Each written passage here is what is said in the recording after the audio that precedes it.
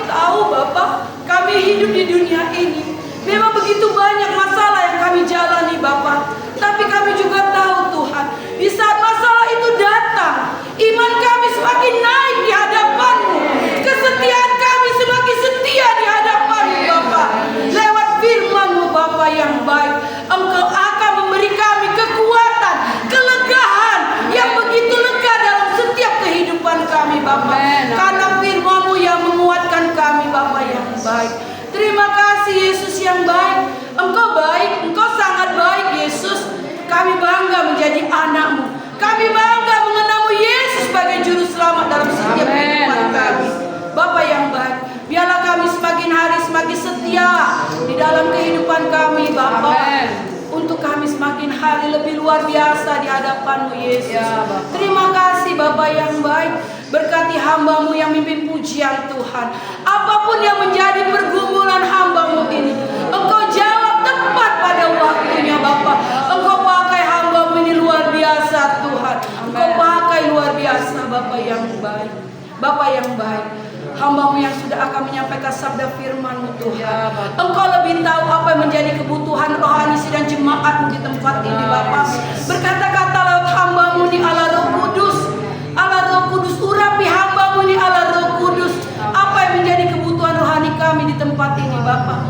Biarlah kami menjadi sidang jemaat-Mu, sidang jemaat yang setia, yang bertumbuh, menghasilkan buah yang manis sedap di hadapan-Mu Bapa.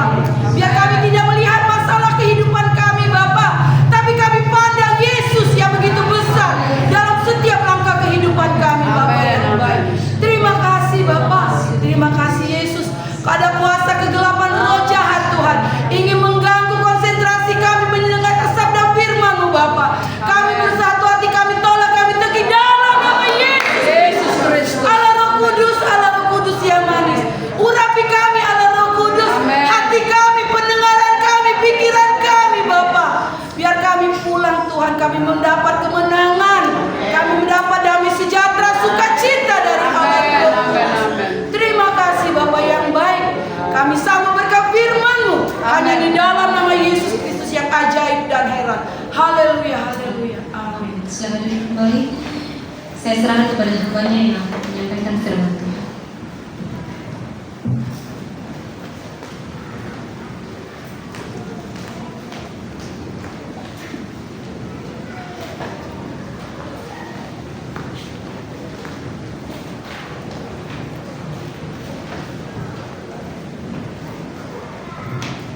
Puji Tuhan. Puji Tuhan. Haleluya. Kita bersyukur pada pagi hari menjelang siang ini ya, kita boleh hadir di tempat ini karena kita tahu Tuhan ada di tempat ini. Tuhan juga ada di dalam hidup kita. Dia sangat sayang kepada kita. Dan kita tahu kalau Tuhan sayang berarti Dia siapkan berkat bagi kita.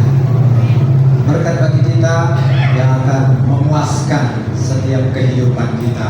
Karena berkat yang paling spesial itu datangnya daripada Tuhan Yesus saja. Kita bersyukur dan berterima kasih kepada Tuhan Yesus yang baik, yang dulu sudah memberkati kita, sekarang memberkati kita, dan untuk ke depan Dia tetap memberkati hidup kita semuanya. Puji Tuhan, pada pagi hari menjelang siang ini kita akan sama-sama belajar tentang firman Tuhan.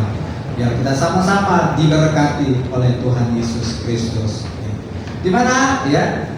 Hari ini saya akan mengupas ya. Pertama minggu kemarin sudah disinggung oleh Bapak Pendeta Immanuel ya. Dan kita akan melanjutkan ya apa yang sudah dijelaskan ya sedikit oleh Bapak Immanuel. Kita akan belajar bersama-sama. Yaitu kita akan buka Alkitab kita di dalam perjanjian baru, tepatnya di dalam Matius pasal yang ke-11. Kira-kira ayat keberapa itu Om Immanuel kemarin? Masih ingat? 28, betul sekali. Masih ingat dalam satu minggu yang lalu, keren. Matius pasal 11 ayat yang ke-28. Sudah menemukan? Kalau sudah, kita akan baca bersama-sama. Di dalam nama Tuhan Yesus Kristus. 2, 3.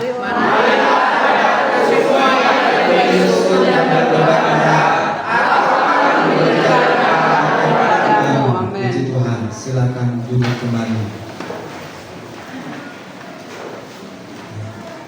Di sini ya, Tuhan Yesus sendiri mengajarkan kepada ya murid-muridnya, ya kepada orang-orang Israel, ya bahwa ada undangan,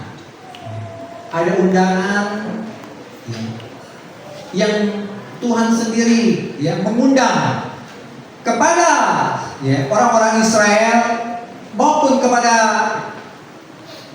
untuk orang-orang yang akan datang di kemudian hari, di masa-masa akan datang, dan sampailah berita itu sampai hari ini. Undangan itu tetap sama, ya. Ada undangan spesial bagi kita untuk apa? Untuk kita bisa datang kepada Dia. Tuhan itu adalah Tuhan yang maha hadir. Walaupun di zaman Tuhan itu, ya, dalam wujud manusia, sekarang tidak ada lagi wujud manusia, namun Tuhan itu tetap ada. Dulu, sekarang, dan selamanya Tuhan tetap ada. Tuhan tetap ada. Dia sangat mengasihi kita. Karena itu Dia rindu untuk manusia itu datang kepada Tuhan. Terutama siapa? Terutama undangan itu tertuju kepada siapa? Manusia yang sedang mengalami apa? Letih, lesu, dan berbeban berat. Tuhan tahu apa yang dialami oleh manusia itu. Tuhan tahu, dan tidak ada yang tersembunyi. Nggak ada. Tuhan tahu orang yang sedang letih lesu, orang yang beban berat, orang sedang mengalami sesuatu yang tidak bisa diungkapkan, ya, karena malu, karena gengsi dan sebagainya. Namun apa? Namun orang yang sedang mengalami sesuatu hal yang buruk pasti membutuhkan apa? Membutuhkan yang namanya solusi, jalan keluar. Dia pengen mencari, adakah orang yang bisa membantu? Tapi ternyata apa? Ternyata ada, ya, sosok yang bisa membantu manusia dengan sempurna. Karena itu Dia datang. Dia datang. Tuhan tahu kamu itu perlunya aku. Kamu itu perlunya aku. Makanya Tuhan datang selalu mengabarkan kabar baik. Itu namanya Injil. Injil itu selalu menyampaikan yang namanya kabar baik. Ya. Walaupun kabar kita hari ini buruk, namun selalu ada kabar baik. Di dalam Tuhan tidak akan pernah berhenti kabar baik itu. Tidak akan pernah berhenti. Itu yang terjadi. Dia akan selalu punya kabar baik untuk kita. Walaupun kita berdosa, walaupun dosa kita sangat besar, walaupun manusia ngomong aku gak bisa ngampuni kamu, namun ketika kita datang kepada Tuhan, selalu ada kabar baik. Itu yang perlu kita mengerti. Tidak ada jalan yang buntu di hadapan Tuhan. Gak ada, semuanya selalu ada kabar baik. Itu yang terjadi. Makanya Tuhan menyampaikan kabar baik, kabar berita, undangan. Ayo mari. Terutama orang yang letih lesu dan beban berat. Aku tahu apa yang kamu alami, dan ketika kamu datang kepadaku, kamu pasti mendapatkan jawabannya. Dan jawaban yang aku berikan kepada manusia melebihi apa? Melebihi akal budi manusia, melebihi di luar pemikiran kita, melebihi jawaban itu melebihi segala-galanya. Dia berikan yang paling baik kepada kita. Yaitu apa? Dia berikan yang namanya kelegaan. Aku beri kamu kelegaan. Itu terjadi. Sekarang yang jadi pertanyaan, kenapa manusia itu gampang sekali letih lesu?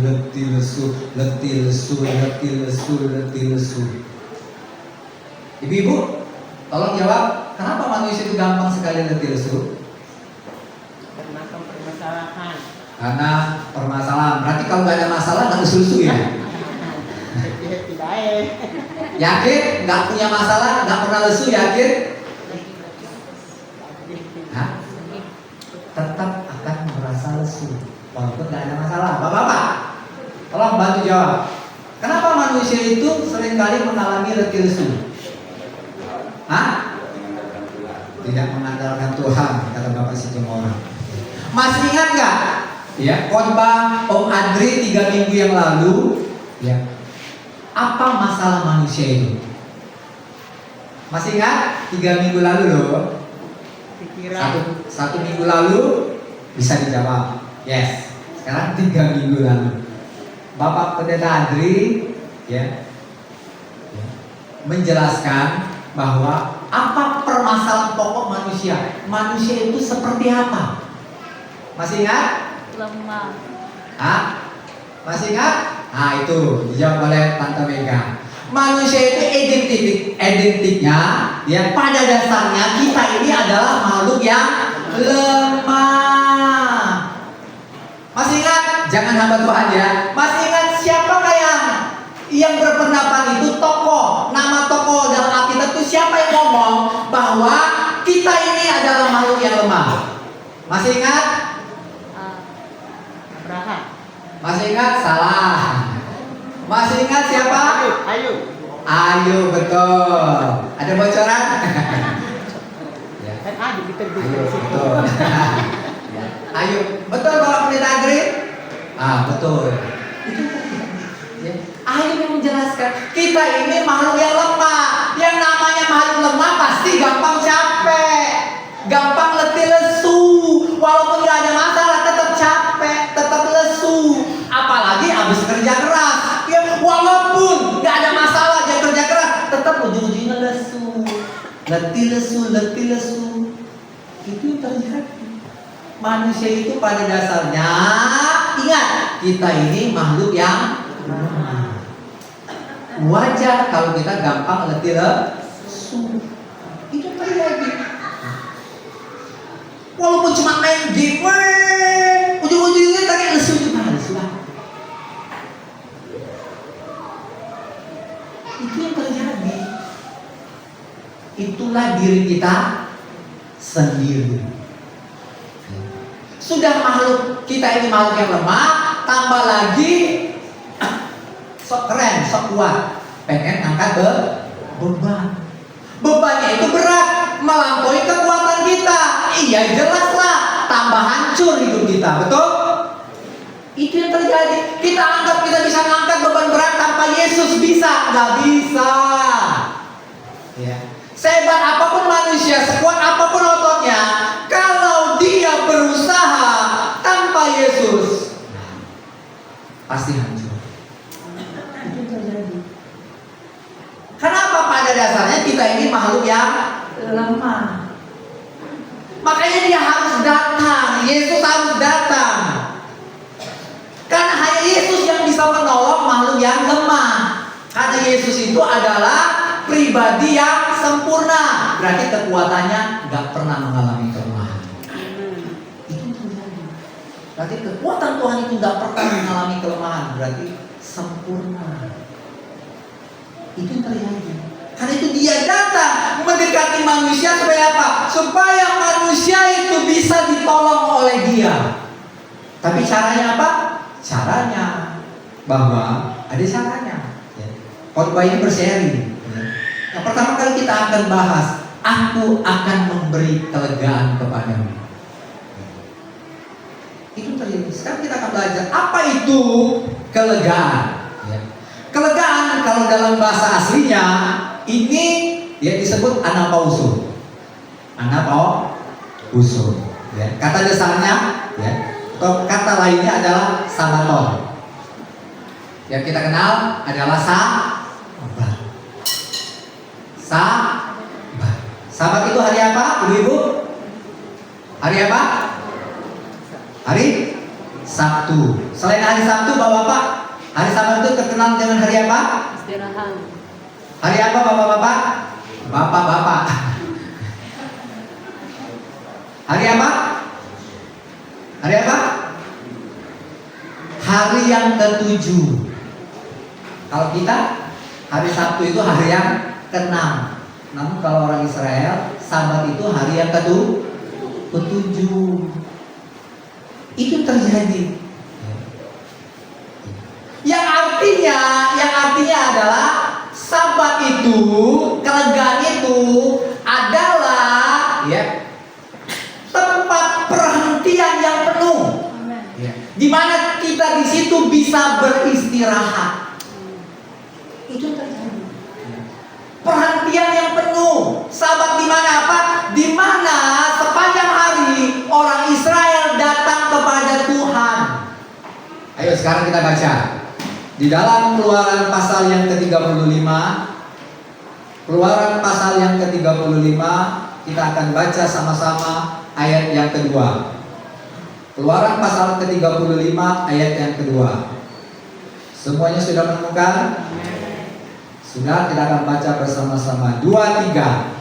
6 hari lamanya boleh dilakukan pekerjaan, tetapi pada hari yang ke-7 haruslah ada perhentian kudus bagimu, yaitu Sabat, hari perhentian penuh bagi Tuhan. Setiap orang yang melakukan pekerjaan hari itu haruslah dihukum mati. Amin. Mau kita kembali lagi ke perjanjian lama? Hari ke-7, hari Sabat, berani-berani kerja, mati. Kalau zaman sekarang enak kan? Bahkan orang yang nggak ke gereja di hari Minggu nggak mati. Itu terjadi. Zaman dulu, jangan macam-macam. Mau mati. Itu terjadi. Ya. Dan hukuman yang mengerikan apa? Zaman dulu dirajam, dilempar batu. Kamu nggak ibadah, hari Sabat dilempar batu, rada-rada mati. Mau diberlakukan lagi seperti itu? Itu yang terjadi. Ya. Itulah ketetapan ketentuan yang Tuhan sudah buat. Bahwa ada ya, di mana di hari ke-7 adalah waktu tempat perhentian kudus bagi Tuhan. Di mana manusia harus berhenti total dari aktivitasnya, ya. Berhenti untuk apa? Untuk berjumpa dengan Tuhan. Dan pada hari itu mereka beribadah dari pagi sampai malam. Makanya banyak zaman dulu orang-orang yang bosan, ya. Sampai pindah ke bawah pohon. Ramadan bener ibadahnya itu. Bagi orang yang nggak menikmati pasti lama. Sama seperti kita. Kalau kita di gereja walaupun 2 jam lama. Usah-usah kakinya. Lamanya apa wanita ini? Itu deh. Kalau zaman dulu kan banyak orang berbondong-bondong datang, ya, ke bait Allah, sampai orang-orang mulai minggir ke bawah pohon. Itu yang terjadi. Itulah persoalan zaman dulu. Tapi Tuhan sudah buat ketetapan ini, bahwa harus ada perhentian penuh bagi Tuhan. Cukup 6 hari kamu kerja, 6 hari kamu kerja. 1 hari waktu itu khusus untuk Tuhan. Itu sudah ditetapkan. Tidak boleh dilanggar. Berani langgar mati. Itu terjadi. Gak boleh kerja, ya. Di waktu itu di hari Sabat itu nggak boleh kerja. Di ayat selanjutnya, janganlah kamu memasang api dimanapun dalam tempat kediamanmu pada hari Sabat. Ayat yang ketiga itu, masang api aja nggak boleh. Berarti apa? Di rumahnya nggak boleh masang api. Berarti apa? Mereka pada hari ke-7 itu harus pergi ke bait Allah. Berarti apa? Di rumah masing-masing gelap semuanya. Sepanjang hari gelap. Nggak ada terang. Itu terjadi. Kebun-kebun mereka walaupun di situ musim panen nggak boleh dipetik, nggak boleh dipetik. Itu yang terjadi. Itu tantangan. Tantangan apakah mereka mau dengar-dengaran firman Tuhan atau tidak. Itu terjadi. Tuhan benar-benar rindu umat-umatnya setelah 6 hari kerja, maka 1 hari kamu harus khusus berhadapan denganku, menikmati Tuhan. Kalau kamu mau ditolong, zaman dulu sudah dilakukan. Kalau kamu mau ditolong dengan segala permasalahan hidupmu, jawabannya kamu harus datang kepada Tuhan.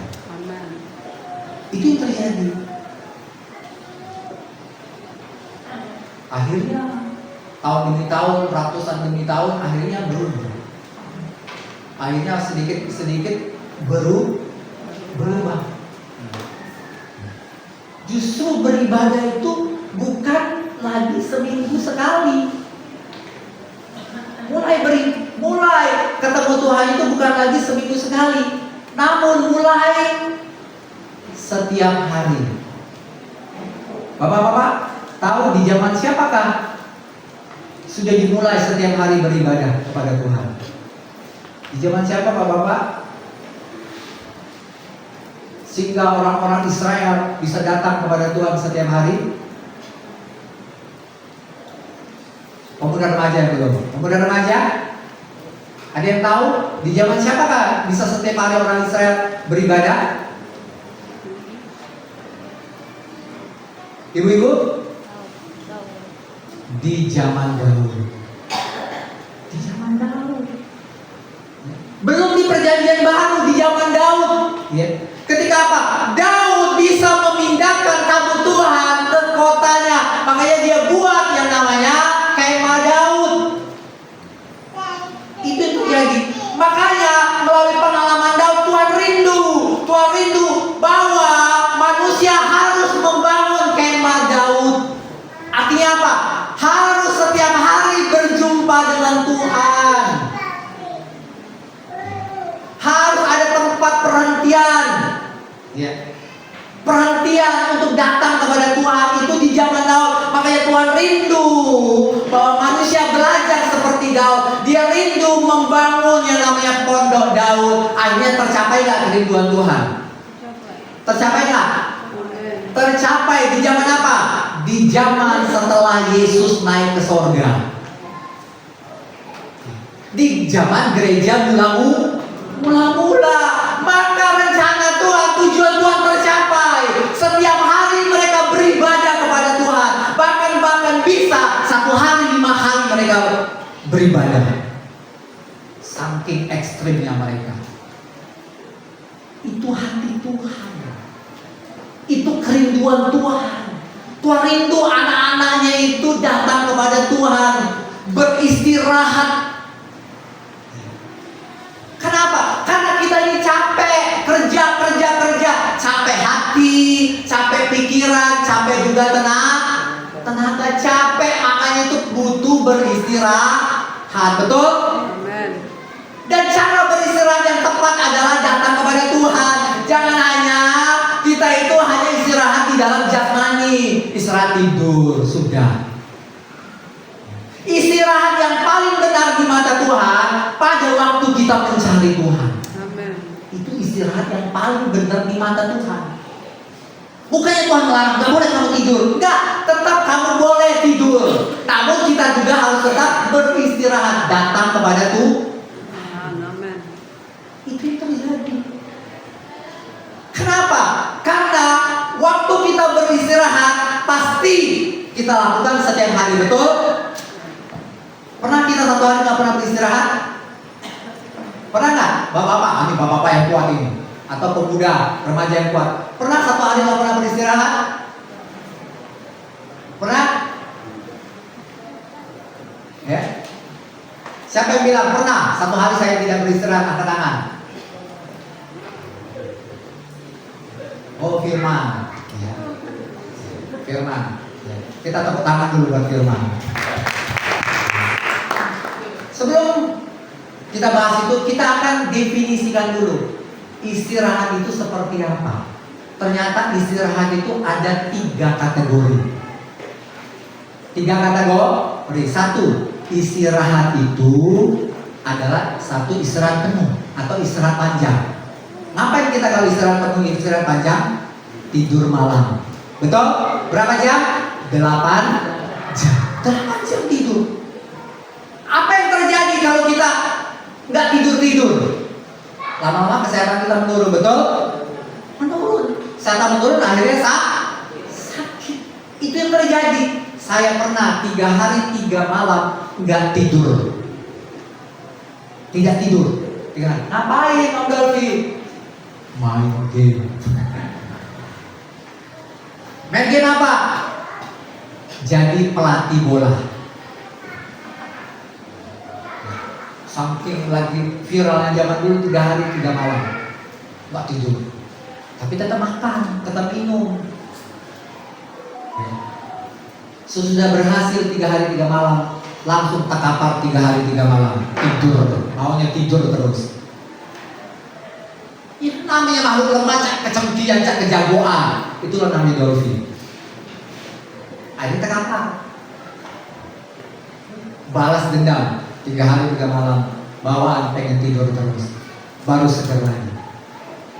Itulah kehidupan kita. Kalau kita cak kesengkian sama Tuhan, aku hebat, itu akhirnya sakit-sakitan kita. Itu terjadi. Itu yang pertama, ya, istirahat panjang atau pengertian penuh. Itu namanya setiap hari tidur di malam hari. Kalau kerja malam nanti tidur di siang hari, yang penting panjang. Yang kedua, istirahat menengah. Istirahatnya menengah, nggak panjang berarti. Berarti kalau istirahat menengah itu apa yang kita lakukan? Kalau istirahat panjang, kita naik ke tempat tidur untuk tidur. Tapi kalau istirahat menengah, kira-kira apa yang kita lakukan? Ayo. Hah? Apa? Ya betul, duduk-duduk. Selain duduk-duduk, apa yang kita lakukan? Kalau orang kerja, butuh istirahat nggak? Berapa lama kira-kira kalau kita kerja dikasih waktu istirahat berapa lama? 1 jam. Betul? Ngapain kira? Selama 1 jam? Hah? Makan. Cari makan.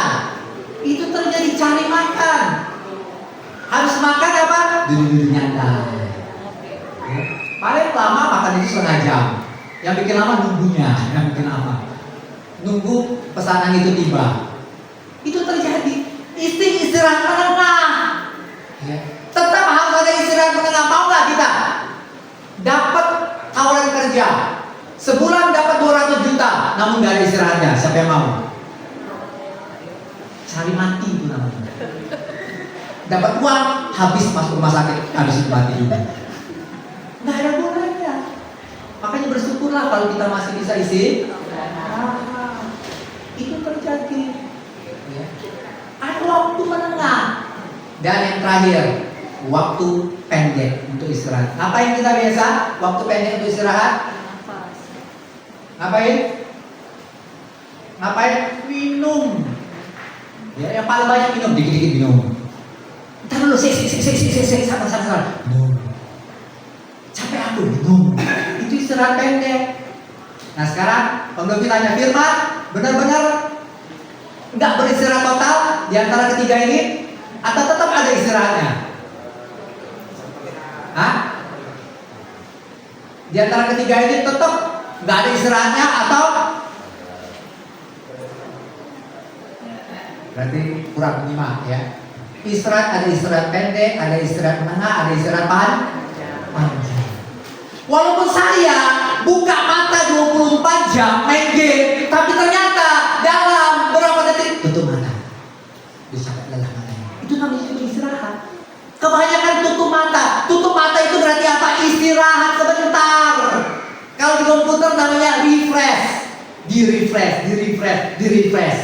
Istirahat sebentar. Itu terjadi karena mata ini lelah, lihat terus, mandang terus, capek. Makanya pejam dulu sebentar, walaupun dalam beberapa detik. Itu namanya istirahat. Makanya nggak mungkin manusia itu nggak pernah beristirahat. Itu tadi. Ya. Walaupun dia beristirahat dalam waktu yang sangat itu yang terjadi. Ya, itu terjadi.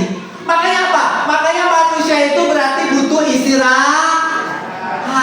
Tubuh kita ini butuh istirahat. Kalau kita abaikan istirahat, yang rugi kita sendiri. Hancur tubuh kita, akhirnya sakit. Tinggal tunggu waktunya Tuhan. Begitu juga Tuhan datang kepada kita. Kalau kamu mau aku tolong, kamu harus mengerti. Ya. Tubuhmu aja ada alarm. Tubuhmu aja ngerti kamu ini butuh istirahat, apalagi jiwa kita dan rohani kita. Makanya ya, pesan yang pertama kedua dan pesan ketiga. Pesan yang pertama yang Tuhan suruh kepada kita semuanya, jangan pernah abaikan untuk datang kepada Tuhan. Setiap hari istirahat itu datang sama Tuhan itu harus setiap hari. Itu terjadi. Memang kita belum sampai kepada di kisah para rasul bisa setiap hari 5 kali mereka datang kepada Tuhan. Belum. Makanya kita belajar pelan-pelan. Belajar pelan-pelan. Istirahat penuh. Apa itu artinya istirahat penuh? Contohnya sekarang. Istirahat penuh itu beribadah. Beribadah. Hari Minggu beribadah. Berapa jam? Berapa jam? 2 jam. Itu terjadi. Istirahat penuh juga harus ada setiap hari. Selain ibadah hari Minggu ada apa? Anak sekolah Minggu ada ibadah sekolah Minggu. Itu terjadi. Nanti malam ada doa. Hari apa lagi? Hari Rabu ada ibadah pria atau ibadah wanita. Hari Kamis ada ibadah PA. Hari Jumat ada doa puasa. Hari Sabtu ada pemuda remaja. Itu ketetapan gereja. Ketetapan gereja. Supaya apa? Supaya manusia, anak-anak Tuhan beristirahat cari Tuhan. Itu maksudnya. Jangan pernah abaikan dengan berbagai banyak alasan. Aku kan sibuk. Aku kan punya anak. Selalu saya itu termotivasi dengan ngomongan Opung Setia. Oh, kalau zaman dulu aku anak-anak kecil, punya anak-anak kecil, aku bawa semua anak-anak ke gereja. Itu kata-kata itu memacu, membangun saya. Wah, berarti ada kesaksian yang luar biasa yang dialami sidang jemaat. Itulah makanya satu keluarga harus sama-sama beribadah, beristirahat, cari Tuhan. Itu terjadi. Kalau enggak apa? Kalau enggak, jiwa kita, roh kita sakit. Kalau kita sedang sakit, terluka, terus kita tendang lukanya, gimana kita? Oh, makasih ya, tendang lagi dong. Pasti ngamuk. Betul? Mata kau gimana kau terluka di kakiku? Ngomong kotor sembarangan. Itu terjadi. Itu orang sakit. Begitu juga dengan kita. Kalau mau ditolong oleh Tuhan, supaya apa? Supaya perkataan kita tidak mengeluarkan perkataan kotor, menyakitkan, datang kepada Tuhan. Itu kita ini butuh istirahat. Butuh istirahat. Itu yang terjadi. Kalau nggak tahu kita dengan menghadapi berbagai macam serangan yang membuat kita sakit, itu yang terjadi. Dalam ilmu kedokteran bilang ada 8 macam manfaat beristirahat. Yaitu pertama, saya ambil 4 saja, menyegarkan dan memulihkan tubuh. Istirahat aja, disegar, pulih kekuatan kita setelah istirahat. Begitu juga kalau kita mau kuat menghadapi permasalahan yang sering datang dengan tiba-tiba nggak diundang selalu datang. Kalau kita mau kuat, tiap hari harus ada perhentian penuh datang sama Tuhan. Walaupun di gereja nggak ada tiap hari, namun saya bisa buat satu keluarga untuk beribadah penuh di rumah saya. Itu terjadi. Kalau mau kuat, itu terjadi. Yang kedua apa manfaatnya? Memperkuat sistem kekebalan tubuh. Kebal tubuh ini dari serang-serangan. Dikata-katain nggak mau balas. Itu terjadi. Kalau sudah kuat, dia balas caci maki dengan pujian. Oh, kamu jelek, puji Tuhan. Makanya kamu harus bersyukur, kamu diciptakan Tuhan ganteng. Itu terjadi. Kalau kuat, dia balas dengan pujian, bukan dengan caci maki. Kalau masih belum kuat, dia diam. Itu terjadi. Pertahanannya hebat, dia nggak mau balas, karena belum punya kekuatan yang besar untuk membalasnya dengan kebaikan. Yang ketiga, menjaga kesehatan. Sehat, rohani kita, jiwa kita sehat. Itu terjadi. Yang keempat, meningkatkan daya ingat. Itu terjadi. Kalau kita jarang-jarang datang sama Tuhan, dengan firman Tuhan, betul? Kenapa? Yang masuk adalah ilmu dunia. Ya pasti yang ingat dunia. Itu yang terjadi. Ya. Kalau kita datang kepada Tuhan, maka apa? Roh Kudus selalu mengingatkan, dia bantu, dia ingatkan apa? Karena kita butuh Tuhan setiap hari. Kalau kita nggak butuh Tuhan tiap hari, seminggu sekali ke gereja, ya sudah. Berarti hari Minggu aja yang ingatkan ya. Hari lain, kamu ingat sendiri. Bisa nggak? Karena kelemahan manusia itu sering lupa. Yang paling bahaya, Mas Johan lupa apa? Lupa diri, lupa istri. Itu yang terjadi. Itu bahaya. Ya. Makanya butuh istirahat, ya. Supaya apa? Supaya suami tidak selingkuh, butuh istirahat di dalam Tuhan. Itu yang terjadi. Lupa diri. Kata Tuhan, jangan pukul istri, dipukul juga istri, lupa diri. Makanya perlu beribadah. Itu terjadi. Makanya ibadah itu adalah setiap hari. Itu yang terjadi. Itu ya pertama, ya istirahat menengah. Apa yang biasa kita lakukan istirahat menengah? Baca Alkitab. Puji Tuhan, ya kita setiap hari bisa baca Alkitab. Walaupun waktunya cuma berapa menit, betul? Ya, walaupun cuma berapa menit. Ya, baca Alkitab itu penting. Istirahat. Ya.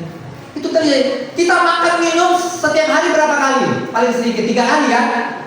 Belum lagi cemilan kan? 3 kali. Makanya jangan puas.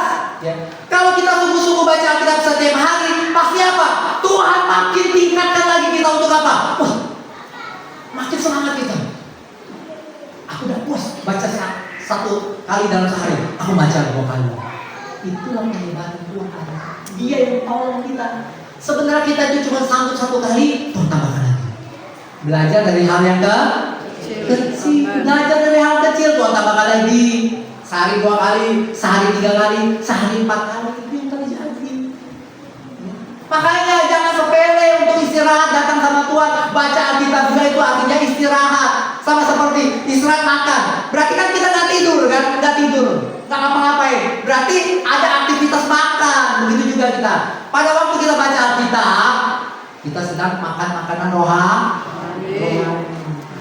Itu terjadi. Tapi banyak orang tua sudah sayang benar sama anaknya, dimasakin enak, bergizi. Namun pada kenyataan apa? Ketika anak disuruh makan, apa yang terjadi? Malas makan. Apalagi sudah pegang malas makan. Kalau setiap hari nggak mau makan, apa yang terjadi, ibu-ibu? Sakit, sakit juga, lemes. Makanya lemes dulu. Disuruh apa nggak mau, gitu juga. Kalau kita nggak mau makan makanan rohani, apa yang terjadi? Disuruh Tuhan untuk buat ini, males. Kenapa? Nggak kenyang rohani kita, jiwa kita nggak kenyang untuk makan makanan firman Tuhan. Begitu juga kalau kita datang ke sini ini dengan firman Tuhan, sibuk main HP, ngobrol sesama, atau melamun, atau tidur, berarti sama saja kita sedang menolak makan. Betul? Menolak makan juga kita lakukan itu setiap hari, tolak makan, atau sedikit makan lama-lama pasti kena dampaknya. Begitu juga dengan kita. Kalau kita kurang pakai telinga untuk mendengar sungguh-sungguh, sama saja kita menolak makanan rohani. Makanya kita sering sekali gampang mengalami kelemahan. Sudah lemah, sudah dikasih jalan keluar, malas. Itu terjadi. Padahal sudah ada jalan keluar yang Tuhan berikan kepada kita. Itu yang terjadi. Yang ketiga, istirahat pendek atau cepat sekali. Biasa apa yang kita lakukan? Bangun tidur berdoa. Oh Tuhan, terima kasih Tuhan. Tadi malam aku sudah tidur nyenyak. Sekarang saya mau aktivitas, Tuhan berkati. Amin. Mau kerja, mau berangkat kerja, Tuhan tolong. Ya. sertai dalam saya dalam perjalanan. Amin.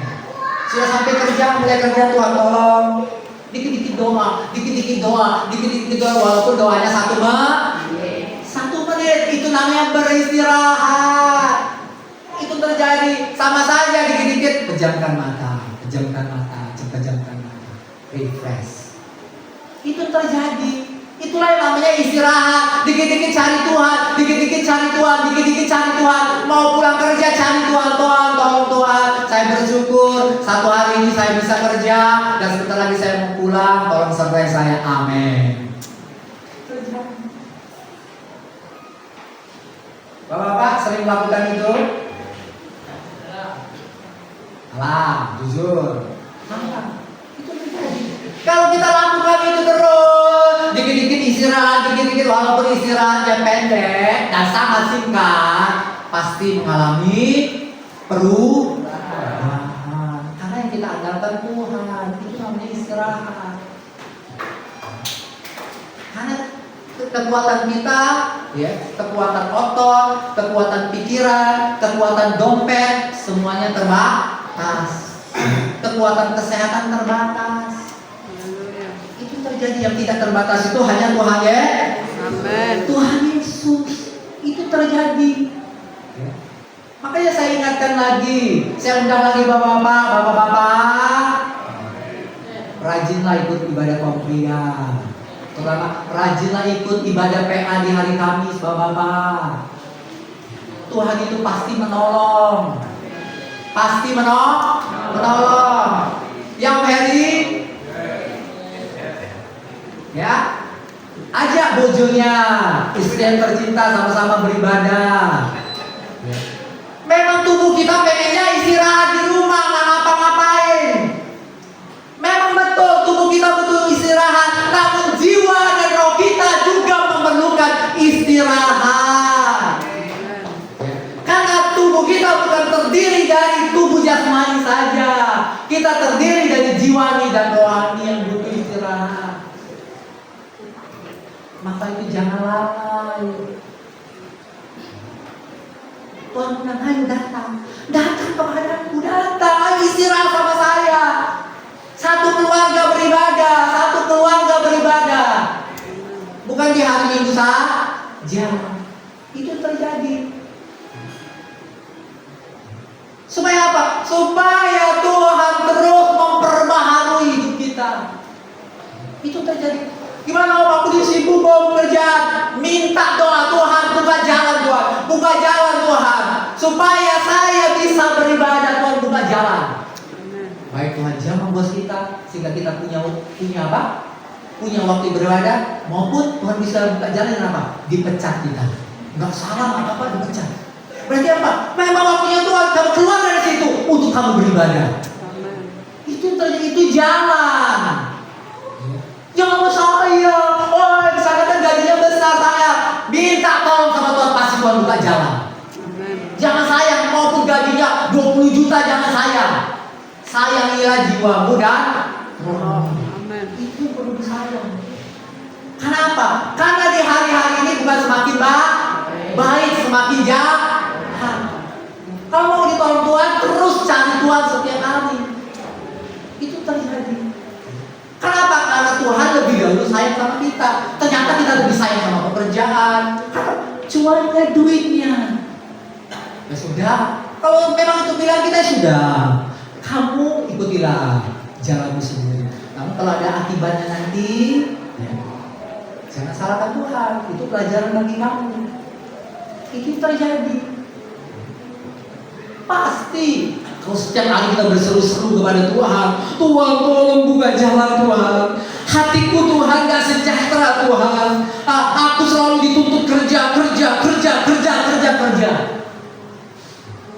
Padahal aku ngerti tubuhku setiap hari ada butuh istirahat. Namun saya mengabaikan kebaikan Tuhan yang sudah memberi waktu kepada saya 24 jam. Itu terjadi. Tidak ada pintu yang tidak akan dibukakan oleh Tuhan. Walaupun pintu itu, ya, tiba-tiba tidak di luar ekspektasi kita. Saya mau wajah bosku, kita diberi pelonggaran, tapi Tuhan kasih kita pecah. Makanya kita harus siap. Berarti Tuhan sayang. Kalau Tuhan pecat kita bisa beribadah, berarti Tuhan akan membukakan pekerjaan yang baru. Itu yang terjadi. Makanya penting sekali. Cuma dua kemungkinan itu yang bisa Tuhan jawab. Itu yang Tuhan jawab dalam kerinduan kita. Itu yang terjadi. Makanya Tuhan juga punya cara. Sesibuk apapun kita, akhirnya dikasih sakit penyakit. Supaya apa? Waktu sakit penyakit kita bisa datang kepada Tuhan. Banyak jalan yang Tuhan berikan kepada kita. Karena saya pun sudah mengalami 9 tahun saya sakit. Supaya apa? Supaya lebih banyak waktu datang kepada Tuhan. Sebelum kau mengajarkan orang lain, kamu sendiri yang harus menerapkan di dalam hidupmu. Itu terjadi karena kebutuhan kita utama kita adalah Tuhan Yesus. Gak ada alasan satupun yang sebenarnya tidak bisa kita untuk setiap hari datang sama Tuhan. Baik itu secara penuh, secara sedang, maupun secara singkat. Haleluya. Makanya belajar dari hal yang kecil. Maka Tuhan akan percayakan yang lebih besar lagi.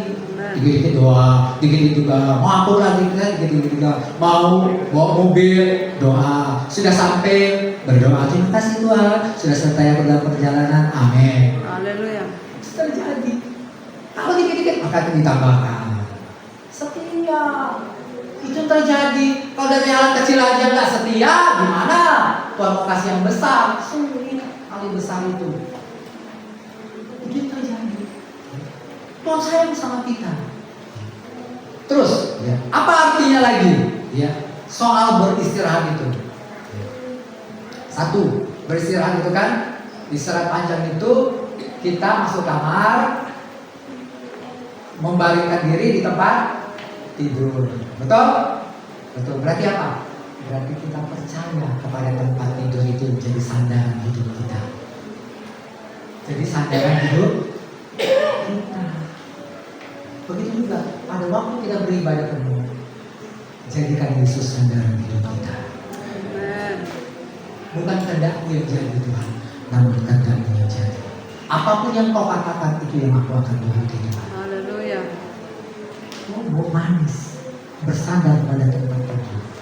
Dia percaya. Apakah pernah kita setiap tidur selalu besar-besar, ada bisu kan ya, bahaya ini ya. Selalu besar-besar di kamar kita. Oh jangan-jangan ada ular. Apakah seperti itu kita? Enggak. Kita percaya kepada kamar kita, percaya kepada tempat tidur kita yang adem, nyaman, langsung belum tinggal tidur begitu. Kita datang kepada Tuhan seperti itu, bersandar kepada Tuhan. Jangan lihat ke kiri dan ke kanan. Jangan lihat ke kiri kanan. Manusia itu pasti punya kelemahan, tapi bersandar kepada Tuhan yang tidak punya kelemahan. Haleluya. Itu terjadi. Yang kedua, yaitu istirahat sedang, makan minum. Berarti apa? Kita percaya kan akan apa yang kita makan kan? Ya, nggak ragu. Periksa dulu. Ada alat tes racun, ada racunnya nggak? Ada alat tes kolesterol tinggi enggak kan? Makanya kita percaya. Itu terjadi. Makanya firman Tuhan itu harus kita benar-benar nikmati, makanlah dengan sepuas-puasnya firman Tuhan itu. Jangan pernah meragukan firman Tuhan, jangan pernah meragukan firman Tuhan. Saya bersyukur Tuhan hari ini dapat firman Tuhan. Saya dengan percaya firman Tuhan yang membangkitkan semangat saya sehingga saya bisa melakukan firman Tuhan. Haleluya. Kenapa? Setiap orang yang makan pasti bisa mengerjakan lagi apa yang menjadi bagiannya, kerjaannya. Kalau nggak makan disuruh-suruh, dia minta, mau orang itu makan dulu, makan budaya. Kau tidak suruh aku makan, gawe terus kau, cari bawa itu namanya.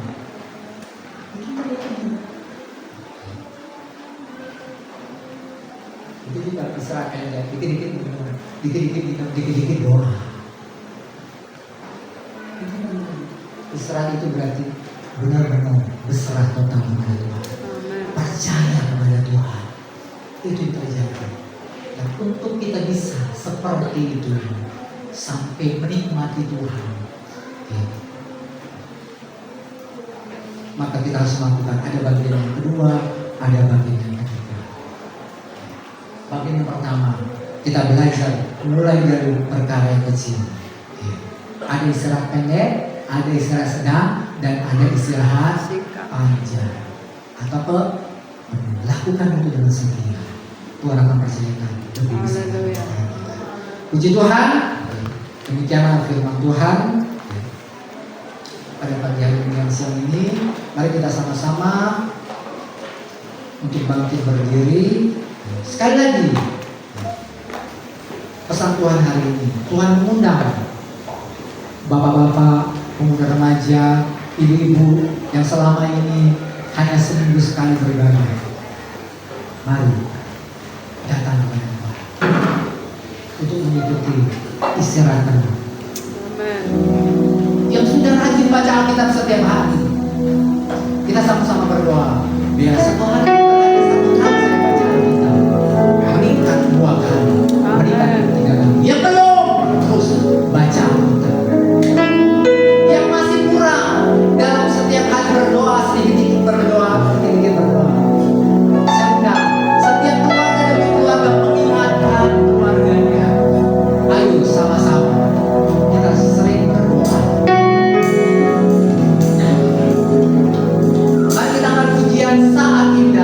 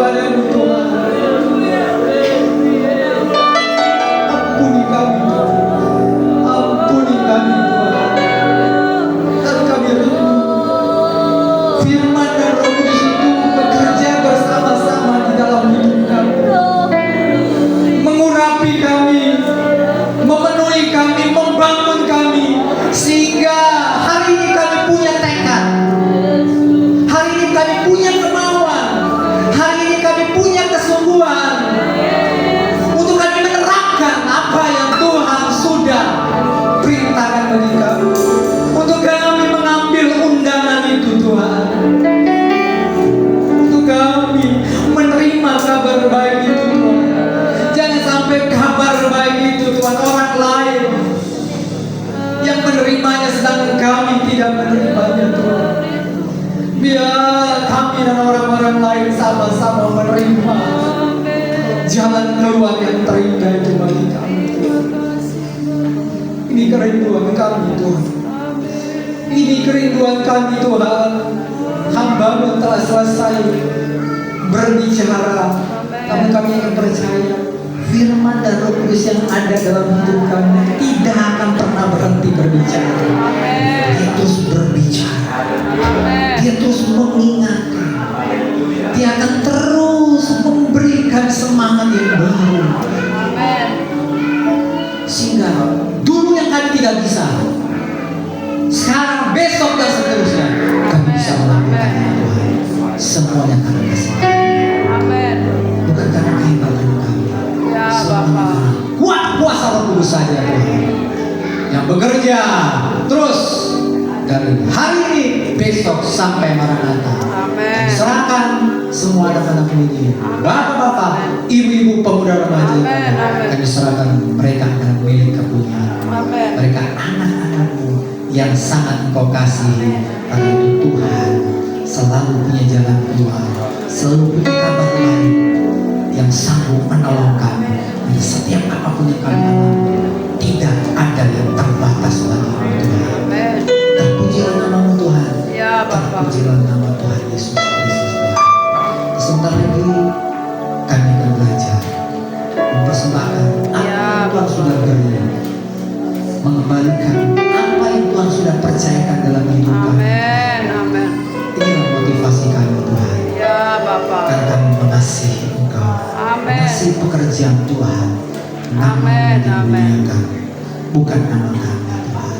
Terpujilah nama-Mu Tuhan. Terpujilah nama Tuhan Yesus Kristus. Sekali lagi kami mohon ampun atas setiap kesalahan dan dosa kami, baik apa yang kami katakan, kami pikirkan, apa yang timbul dalam hati kami, apa yang kami perbuat. Amin. Kuduskan kami, sucikan kami. Kami berasal doa ini hanya dalam nama Tuhan Yesus Kristus. Haleluya. Amin.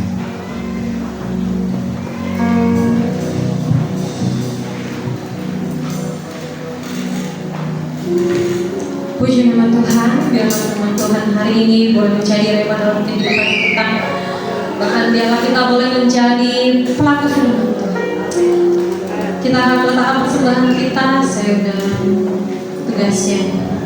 Persembahan sambil kita